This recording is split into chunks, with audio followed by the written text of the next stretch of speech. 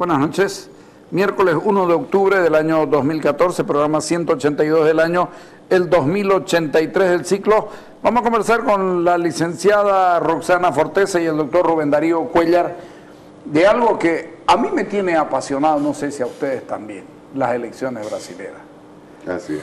Porque además son muy importantes, no solamente para Bolivia son capitales porque toda la frontera este de nuestro país y la oeste de ellos está prácticamente junta, pero también lo que ocurra con Brasil repercute en Latinoamérica sobre todo, y de cambiar el mando en Brasil, Estados Unidos tiene otro tipo de relación también. ¿Cómo lo ven ustedes? ¿Les apasiona así o estoy yo de loco nomás? Pero... No, es interesante ver cómo un país que representa la sexta economía mundial en este momento se debate entre dos mujeres, una que lleva un tiempito ahí y otra que de estas cosas de la vida, que hay ciertas personas que dicen no hay casualidades, pero por la muerte del candidato principal aparece esta señora,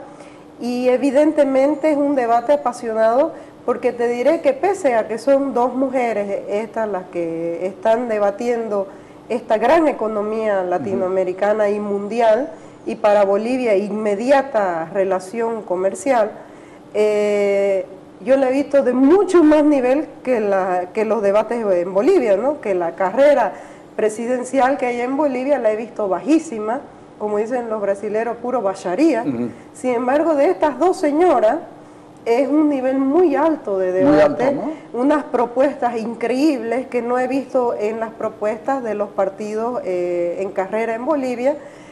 Son propuestas más allá que sociales, son económicas. El modelo democrático brasilero debe ser el más tardío de Sudamérica, pero creo que es uno de los más sólidos, ¿no? Así es. ¿Ah? ¿Sí? Así es, no solamente lo que decía Roxana, ¿no? Estamos hablando de un país que por sí solo representa el 60% es un país continente, del PIB latinoamericano. Claro, sí, más del 50% de la riqueza que se produce en el continente tiene origen en el Brasil. La segunda economía más grande de Sudamérica es la de San Paulo. Así es. San Paulo, sí, evidentemente. Segundo, tiene una concentración poblacional importantísima. Son más de 141 millones de electores que van a ir a elegir a la presidenta o al presidente ahora el 5 de octubre. Es una población cercana a los 190 millones de habitantes ya. Tercero, tenemos 3.700 kilómetros lineales de frontera con ese país, compartimos. Es nuestro principal socio comercial con el tema del gas, las exportaciones de gas y algunos otros productos que nos compran. Es decir, una relación tremendamente vital para Bolivia. Es una democracia que, pese a los 12 años que se van a cumplir de ejercicio gubernamental del Partido de los Trabajadores, ha demostrado tener solidez. Los juicios que se han seguido a connotados dirigentes del PT hace poco tiempo atrás, la última actuación, por ejemplo, de un juez federal con el caso de las hidroeléctricas en la frontera con Bolivia. Es decir, hay muchas señales que dan muestra de una independencia de poderes real en el Brasil, más allá de la evidente complacencia del gobierno de Dilma Rousseff con los políticos, con los partidos y los presidentes más autoritarios de América Latina. Se da ese contraste, ¿no? Mientras es muy tolerante, por ejemplo, con la política de Cristina, de su momento Hugo Chávez, de Evo Morales, pero admite casi 800 refugiados políticos bolivianos. Pero su relación con Evo Morales es bien rara. Lo quiere, lo abraza todo por todos lados, pero no vino nunca. Claro, esa es una no hay relación. La señora Dilma no le ha perdonado aún un desplante que le hizo Evo Morales. Y la agresión a Petrobras, ¿no? Pero por supuesto. Eso no se lo perdona, ¿no? Entonces es importante ver la democracia que él dice, pese al rol que se espera del gobierno de la señora Dilma, o que se esperó de este gobierno, en el contexto inclusive de Lula, cuando la cosa se ponía tan oscura para las democracias en Latinoamérica, si bien había una inclinación ideológica hacia los populismos que se configuraron en Latinoamérica, no hubo una acción directa sobre estos populismos, siendo que representan una economía tan importante para el mundo y el continente. Este populismo en determinado momento llegó a hacerle, de Hugo Chávez, llegó a hacerle sombra a Lula incluso, por el famoso socialismo del siglo XXI, y como que lo arrinconó a Lula, y el mundo no siglo XXI le reclamaba a Lula que asuma el protagonismo brasilero. Lula aceptó el liderazgo de Hugo Chávez como hay varias hipótesis. Una de ellas es, primero, el papel. No nos olvidemos que el Brasil, independientemente del signo ideológico de su gobierno, ha sido un país con grandes ambiciones en lo externo. Siempre hablamos de la política imperial del Brasil, refiriéndonos al Imperio Romano y a la enseñanza que hace de la forma de crecer y de conquistar territorios, aunque Brasil nunca ha tenido una ambición de anexionismo territorial, ¿no? Pero sí ha tenido una visión imperial en el sentido de tomar parte, de participar en cuanto evento importante hay en la región.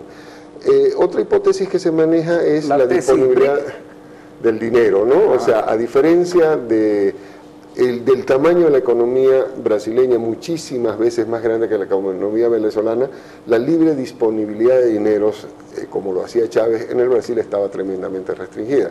No hay un Lula que pudiera andar con una chequera en el bolsillo repartiendo cheques como hacía Hugo Chávez. Yo creo que ha habido varias, y además de eso, el Foro de Sao Paulo, que ha tenido toda una larga trayectoria de estrategia en este tipo de emergencia, fue perfilando los perfiles y los fue haciendo jugar en eso, ¿no? Yo creo que básicamente han sido esos dos factores los que... es la famosa tesis de se llega al socialismo por la vía eleccionaria y gobiernos populares y no por la insurrección. Tanto es así que cuando la toma del 1 de mayo, la toma militar de los campos de Petrobras en Bolivia, ¿no? Fue una agresión, ¿no? Fue una agresión, esa es una agresión internacional. Aquí está Roxana Forteza, que es especialista en relaciones internacionales. Es un acto de guerra, hacer una invasión, una toma militar, armada, ¿no? militar, puede ser en su momento es hostil y puede ser considerada como un acto de declaración es un acto beligerante, se lo considera, un acto beligerante, ¿no? Sin embargo, acuérdese Roxana, que a la semana Lula da Silva acepta Cochabamba con Chávez, la presencia de Chávez. Se van a Montevideo, se van a Uruguay, se van a Cochabamba, primero a Uruguay, ahí los abuelos, si no querés el término, y se vienen acá reconociendo el liderazgo de Hugo Chávez en el continente, ¿no? Eso es un gesto tremendo, y le ha costado mucho a Lula ese gesto en lo interno, ¿no? Le costó mucho, pero el Brasil con Lula nunca quiso, fue muy conservador en su política exterior, nunca quiso entrar a jugar un rol de liderazgo en la política exterior. Lo mismo Dilma Rousseff, si uno analiza, Dilma Rousseff en lo internacional, por ejemplo, se ha abocado a levantar el perfil del Mercosur, introduciendo a Venezuela al Mercosur, a pesar de la contradicción, ¿no? Pero no ha seguido adelante los acuerdos de libre comercio con Estados Unidos y con la Unión Europea, necesarios para el crecimiento de la economía brasileña. Yo creo sí que hay dos factores importantes en la economía brasileña que hace que se disasocie, si se puede decir, de este mundito populista que conformamos hace 10 años, ¿no? Que conformaron, mejor dicho. Yo creo que uno de los factores es la gran preponderancia en la economía brasilera que hay de las multinacionales y el rol que juegan en la política exterior, y no necesariamente una política aperturista que busque el libre comercio, porque no le interesa. Hay un mercado cautivo de 170 millones de personas que realmente no le interesa vender a otro lado, y con una economía cerrada se mantienen con un mercado importante. Eso es un rol importante que yo lo he visto en los años que yo viví allá. A mí me tocó una profesora que fue ministra de Economía, y ella llegaba agobiada del rol importante que jugaban las multinacionales en los procesos de toma de decisión. Eso fue una cuestión vital. Y algo que dice justamente es la importancia que le da el Brasil al mundo de afuera y no al latinoamericano. Es decir, su mercado meta, su objetivo y sus aspiraciones de jugar en la arena internacional no es en la latinoamericana, sino en un mundo mucho más amplio, mucho más llano, por así decirlo, de manera coloquial, no entre nosotros los kunumi latinoamericanos, sino en el primer mundo. Con los chinos. Sus expectativas de primer mundo y no así de Latinoamérica. Pero por eso mismo, Roxana, se ve esa contradicción. Un país que quiere estar dentro de las 5 economías más desarrolladas del mundo, es un país que para lograr aquello necesita acuerdos comerciales, y ahí es esa contradicción que se encuentra, porque el mercado de 170, 180 millones de brasileños no es suficiente para el tamaño de la economía. Pero además un mercado que, ¿no?, si bien es cierto, ha salido de la línea de los $2 diarios, con 20 millones de personas, tiene un problema gravísimo de consumo y tiene un problema de pobreza. Brasil es un país que en lo técnico uno puede decir sí, viven ya con más de $2 al día, pero más de $2 al día implican 14 bolivianos y para ellos significa nada. Claro, hay una precariedad de la mejora económica. Exactamente. Es decir, es una mejora económica que no es sostenible en el tiempo. Absolutamente. ¿Ya? Se cambia la paridad cambiaria que existe en este momento entre el real y el dólar, y muchos de esos 20 millones de brasileños que emergieron a la clase media caen nuevamente a la de pobreza. No hay sostenibilidad. Y eso es lo que le reclama la población. No se olvide que sacó esos 20 millones de la pobreza, que él dice que son 40, cuando digo él es el señor Lula, introduciéndolos al Estado a trabajar. Realmente no es sostenible, como dice Rubén Darío, porque además aquí algo bien importante es que hay ha sido de cierta manera dañino a la economía, por eso es que no se ha proyectado los libres mercados hacia los mercados que necesita, porque en realidad este modelo que han asumido la señora Dilma y Lula ha deprimido de cierta manera el sector industrial, y eso ha hecho que el lunes caiga la bolsa en el momento que sube nuevamente Dilma en la votación, en la expectativa de votación, y cayó fuerte y cayó el dólar, o sea, el tipo de cambio me refiero. Contrariamente, cada vez que Silva subía un punto en las encuestas, subía la bolsa. Ahora, qué interesante que es esto, porque Silva viene de abajo. De más abajo. De muy abajo. Dilma fue siempre una clase media, incluso hija de migrantes en primera generación. Fue socialista, y la única forma de ser socialista en América Latina es provenir de la clase media. Claro, para por poder supuesto, estudiar, ¿no? para tener y sin tiempo embargo esta señora llega de abajo y los mercados reaccionan mejor por esta señora que por Dilma Rousseff. Imagínese que aprendió a leer y a escribir a los 16 años recién. Pero ¿por qué, Carlos? Porque tanto Marina Silva, como Aécio Neves han sido muy claros y muy enfáticos en sus programas de gobierno de que lo primero que van a hacer es dar los golpes de timón necesarios para reconducir la economía. ¿A través de qué? Finiquitar un acuerdo comercial, un acuerdo de libre comercio con Estados Unidos, un acuerdo de libre comercio con la Unión Europea, ver el Pacto del Pacífico antes que el Mercosur, o sea, medidas que dinamicen la economía y logren superar ese crecimiento casi vegetativo de la economía que ya lleva tercer año consecutivo en la economía brasileña.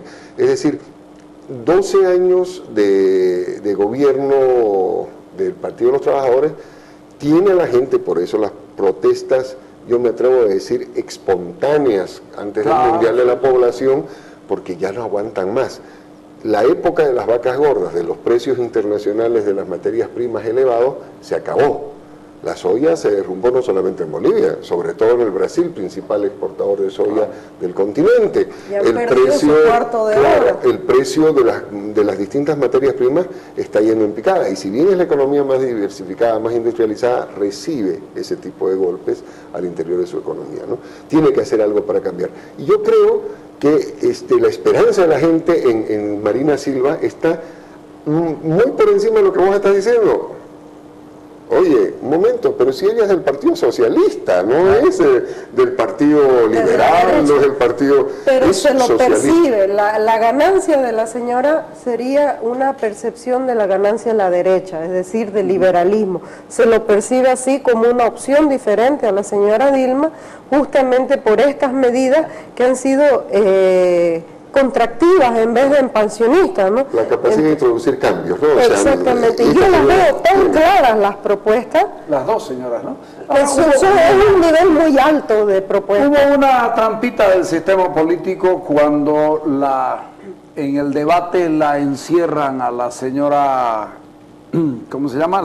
Silva. A la señora Silva, Marina, ¿no? Marina, a la señora Marina, y le hacen preguntas que tienen que ver con la cuestión ética protestante, digamos, porque ella es evangélica.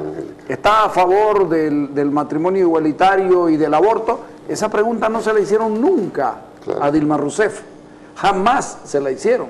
Por supuesto. Y sin embargo, no sé qué hubiera dicho en un país tan católico.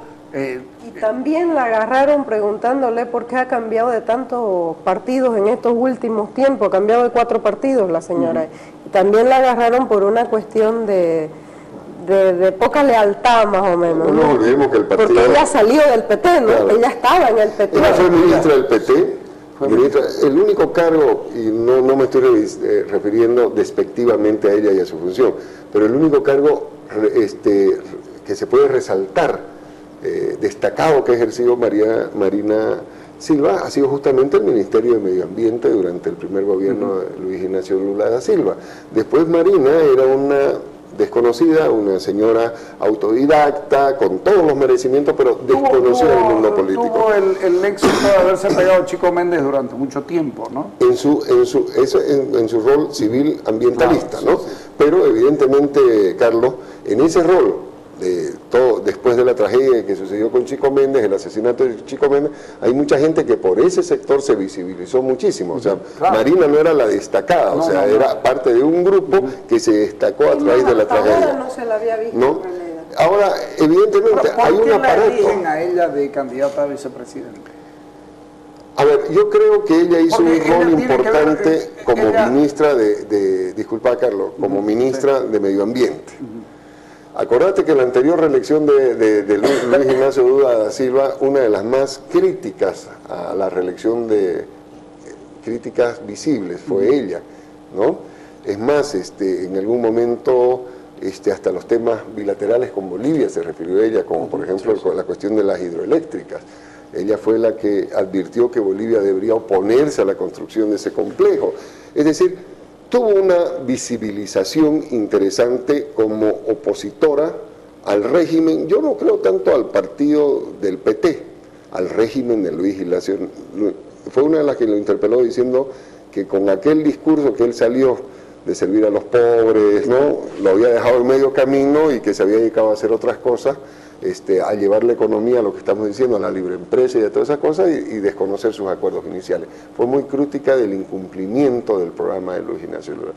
Y Campos la elige, yo creo, vicepresidenta porque, seamos sinceros, hasta antes del accidente era irrelevante la participación, la pelea no era entre el Partido Socialista y el Partido de los Trabajadores, era entre el socialdemócrata de Aécio Neves y Dilma Rousseff. De la línea de quien probablemente haya sido el padre del Nuevo Brasil, que es Fernando Henrique Cardoso. Enrique de Cardoso, ¿no? Claro que sí.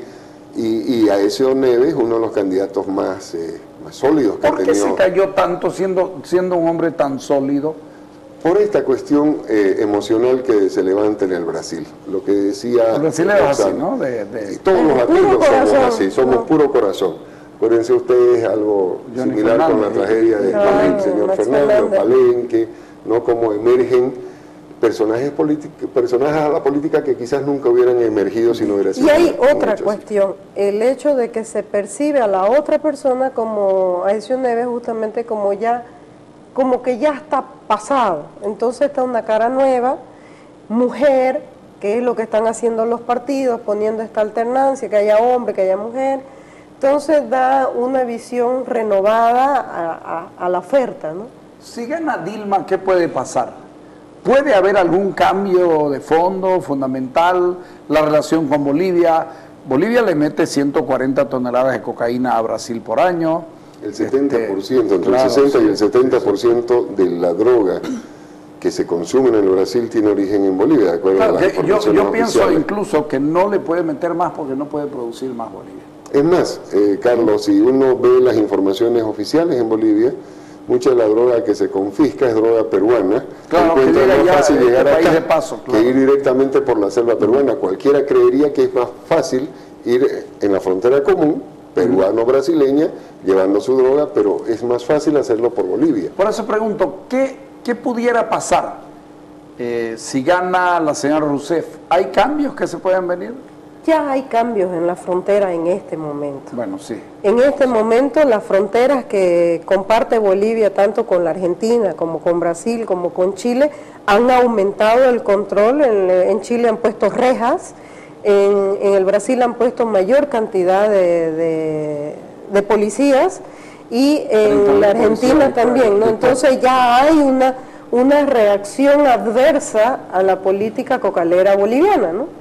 Ajá. Entonces hay ya... Aécio Neves ha sugerido Cierre de la frontera, ¿no? el cierre de la frontera y casi una ruptura de relaciones con Fíjense Bolivia. que sistemáticamente vienen sacando aseveraciones bien directas del Estado cocalero boliviano. O sea, no son más alusiones medio que lo entendí por ahí, no, Claro. son específicas, claras y con mucho dato. Entonces, a mí me pareciera que es una acción sistemática llevada a algo. No creo que venga funcionando sin... Pero sin motivo alguno. los medios importantes también se hacen cargo de eso. Y ojo, allá no es poca cosa que medios importantes se metan en esto de esa manera. Porque el narcotráfico es percibido como una amenaza real a la seguridad nacional brasileña. Desde hace muchos años, no desde ahora, el narcotráfico y su violencia, la muerte que produce el interior del Brasil, es una de las principales preocupaciones de seguridad. Hace 3 años atrás o 4 años atrás, el Brasil dio a conocer su nuevo plan de reubicación de sus fuerzas militares, todas concentradas al interior del Brasil, todas, o actualmente casi todas, alrededor de Brasilia, de São Paulo y de Río de Janeiro. Hoy, hasta el 2020, se van a trasladar más de 800 unidades hoy al interior del país, a la frontera con Bolivia y con Perú, básicamente. Algo con Colombia, algo muy poco con Colombia, seña que tampoco es percibido el problema de guerrillas y de narcotráfico colombiano como la amenaza más real. De acuerdo a cifras oficiales brasileñas, solamente el 10% de la cocaína que se consume en el Brasil proviene de Colombia, el 30% del Perú y el 60% de Bolivia. No es percibido Colombia como un tema, sino Bolivia y Perú, y por eso el despliegue de fuerzas en este lado. Pero además de eso, si doña Dilma Rousseff logra ser reelecta en el cargo, la agenda bilateral con Bolivia no va a cambiar. El tema de la lucha contra el narcotráfico y su efectividad sigue siendo el primer tema. No nos olvidemos que hasta hoy el Brasil no ha vuelto a nombrar un embajador.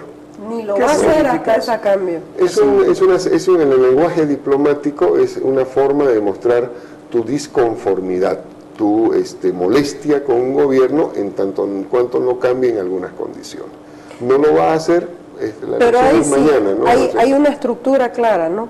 Que es el Parlamento que tiene que tocar este tema, y el Parlamento ha dicho que no lo va a tocar el tema mientras esta situación persista en Bolivia. Pero tampoco entonces hay una situación, es que Itamaraty ha perdido fuerte con el PP, Itamaraty bajó, ¿no? Le pido un corte para que hablemos de Itamaraty en la política internacional y del famoso Plan Alto en la planificación de la economía brasilera, porque pareciera de que son organismos independientes, ¿no? Como 2 think tanks independientes y contrarios, además. Así es. Vamos al corte.